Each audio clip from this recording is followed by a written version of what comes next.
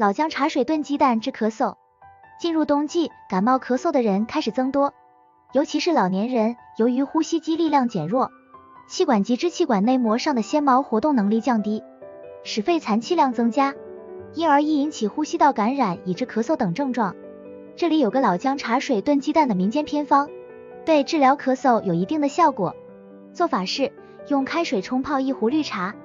待泡下色来，把茶水倒进放有6片老生姜的碗内，在里面磕入2个鸡蛋，不要打散，再放几块冰糖，放在蒸锅里以慢火炖约1个半钟头，趁热吃下，最好晚饭后睡觉前服用。一般咳嗽连服3天即愈，若严重者可以再连服3天。该方中的生姜有兴奋动脉及呼吸中枢的作用，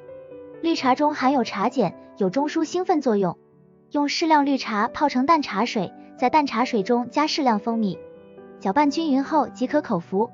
可起到清咽利喉、消肿止咳的作用，且它们均无毒副作用，老年人不妨试用。但是防治慢性咳嗽还是以戒烟戒酒、平衡饮食，避免异味吸入，